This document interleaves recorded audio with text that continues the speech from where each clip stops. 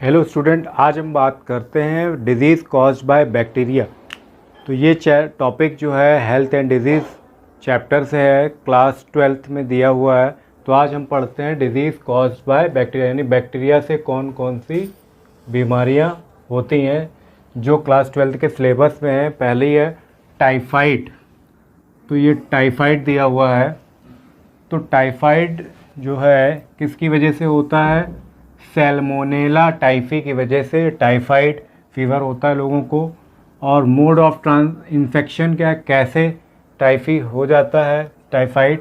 तो क्या होता है, बैक्टीरिया से होने वाली ये बीमारी है। तो बैक्टीरिया एंटर कर जाता है बॉडी थ्रू द फूड। अगर हम कोई कहीं पर भी खाना खा लेते हैं या पानी पी लेते हैं, कंटेमिनेटेड अगर वो है, साफ़ सुथरा खाना नहीं है, साफ़ सुथरा अगर पानी नहीं है, अगर वो कंटेमिनेटेड है, तो उसमें अगर बैक्टीरिया है तो अगर वो हमारी बॉडी में चला जाएगा तो क्या हो जाएगा, हमको टाइफाइड हो जाएगा। और टाइफाइड का सबसे बड़ा कैरियर कौन है? House fly. जो भी हम लोग के घरों में जो आसपास जो मक्खियाँ होती हैं, ये सबसे ज़्यादा इन्फेक्शन फैलाती हैं। इनकी वजह से लोगों को टाइफाइड हो जाता है।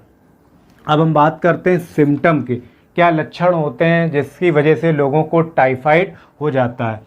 तो सिम्टम ये है कि लोगों को थकावट फील होती है, सर दर्द होता है, हाई फीवर आता है। और ज़्यादातर टाइफाइड में फ़ीवर जो होता है दोपहर के बाद फीवर ज़्यादातर आता है। फिर उसके अलावा दे रखा लॉस ऑफ एपेटाइट, यानी आपको खाने का मन नहीं करेगा, आपका जी मिचलाएगा, वॉमिटिंग होगी। और आपकी टंग जो होगी वो बिल्कुल कैसी हो जाएगी, कोटेड हो जाएगी, सफ़ेद कलर की हो जाएगी। और आपके लिप्स जो होंगे वो कवर्ड हो जाएंगे ब्राउनिश डिपॉजिट, यानी आपकी होंठों के ऊपर जो है ब्राउन कलर की एक लेयर चढ़ती हुई दिखाई देगी। प्रिवेंटेशंस क्या है? टाइफाइड से बचने का तरीका ये है कि प्रॉपर सैनिटेशन होना चाहिए, साफ़ सुथरी होनी चाहिए जगह, और घर में साफ़ सफाई हो, घर के आसपास साफ़ सफाई होनी चाहिए। उसके अलावा टाइफोरल वैक्सीन आती है जिसका आप इस्तेमाल कर सकते हैं। तो इस वैक्सीन का यूज़ करके जो है हम टाइफाइड बीमारी से बच सकते हैं। उसके अलावा टैब वैक्सीन जो आती है, अगर ये वैक्सीन आप ले लेते हैं, वैक्सीनेशन करा लेते हैं, तो आपको 3 साल तक जो है क्या होगा, इम्यूनिटी मिलती रहेगी आपकी बॉडी को, और आपको टाइफाइड नाम की बीमारी नहीं होगी। अगर आपको ये सारे सिम्टम्स हैं तो आप टेस्ट करा सकते हैं, विडाल टेस्ट करा सकते हैं, और इससे प्रूफ हो जाएगा कि टाइफाइड है या नहीं है। तो ये बीमारी जो है बहुत ही हार्मफुल है, और इसको ठीक होने में लगभग 15 से 20 दिन या महीना भर तक लग जाता है। अब हम बात करते हैं निमोनिया की। निमोनिया बीमारी जो है ये स्ट्रेप्टोकोकस निमोनिया नाम के बैक्टीरिया की वजह से होती है। और ये बीमारी कैसे फैलती है? तो क्या होता है, एटमॉस्फेयर में जो भी एयर है, और एयर में जर्म्स होते हैं, माइक्रोब्स यानी बैक्टीरिया होते हैं, तो वो हम एयर इनहेलिंग करते हैं, सांस लेते हैं, तो वो हमारी बॉडी के अंदर एंटर कर जाते हैं। या फिर किसी इन्फेक्टेड पर्सन के से हमको इन्फेक्शन हो सकता है। अगर कोई भी इन्फेक्टेड पर्सन है तो उसके थ्रू भी हमको इन्फेक्शन हो सकता है। या उसके अलावा जो भी ये माइक्रोब्स जो होते हैं माउथ की, नोज़ और आइज़ के थ्रू भी हमारी बॉडी में एंटर कर जाते हैं।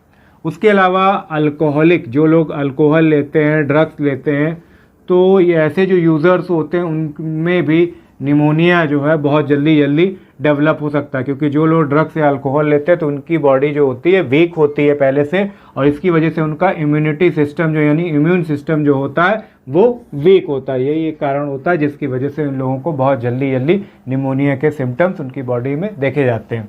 नेक्स्ट है सिम्टम की बात करें।